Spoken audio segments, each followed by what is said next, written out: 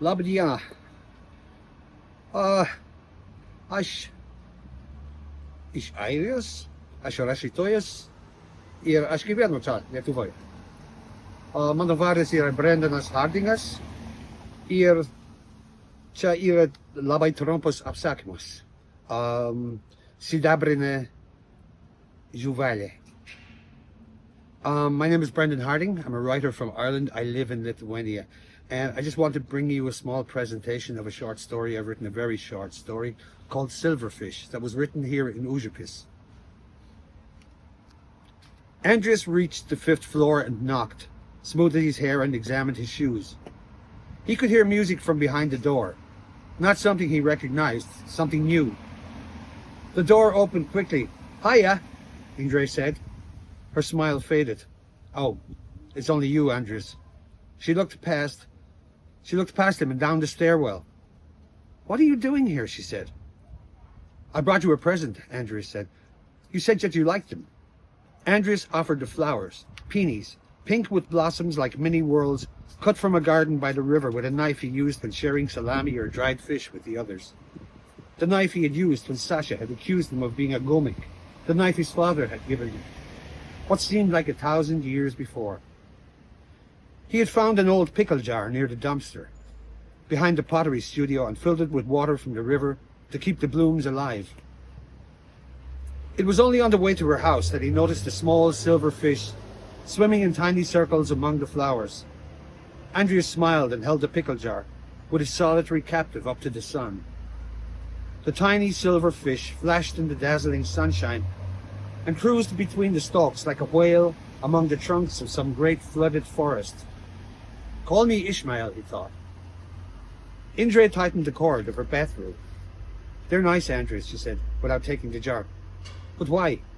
It's been a long time. Nothing. No calls, no messages. But I've heard where you've been and who you've been with. I thought you said that those days..." She stopped herself. "I thought you said that those days were finished. I can't live like that. I don't want to live like that." The words didn't register. He stared at the prize in his hand. "Remember when we went to your grandmother's?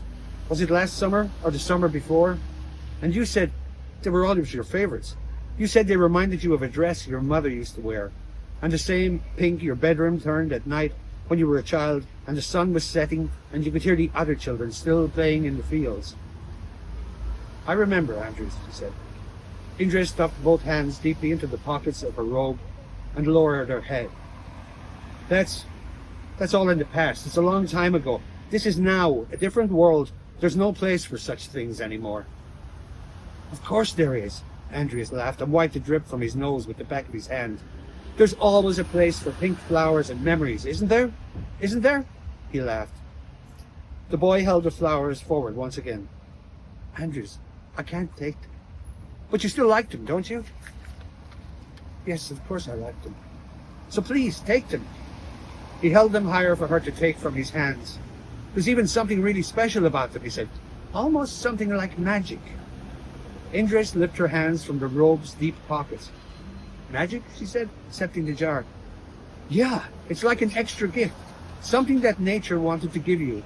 Something that I would have given you myself, but..." He shrugged. "It just happened like this. By magic." Indre took the flowers and inhaled deeply. Her eyes closed momentarily. "I remember," she whispered. "Look in the water," he said. "Go on, look in the water." Indre lifted the jar and peeked among the green shoots. Andrew saw her pale blue eyes magnified by the glass. Just as she shrieked, and the jar fell to the floor and smashed in 1,000 spinning shards. "What the fuck, Andrew?" she shouted. "Is this some sort of joke? Did one of your drug fucked up friends put you up to this? Giving me flowers with a fucking dead fish in them? I knew I was right. You are crazy." Everyone was right. Completely fucking crazy. Indre slammed the door and left Andreas alone on the stairs, the sound of water dripping from floor to floor below. His trousers were splashed with water like some bumjes who pissed himself while sleeping on a bench.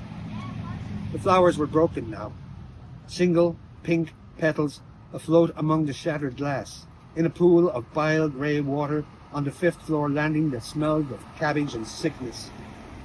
And a single, tiny dead fish no bigger than half a thumb, that once swam like a whale among the trees, lay silver and shining in the weak lamplight of the empty stairwell. Achu.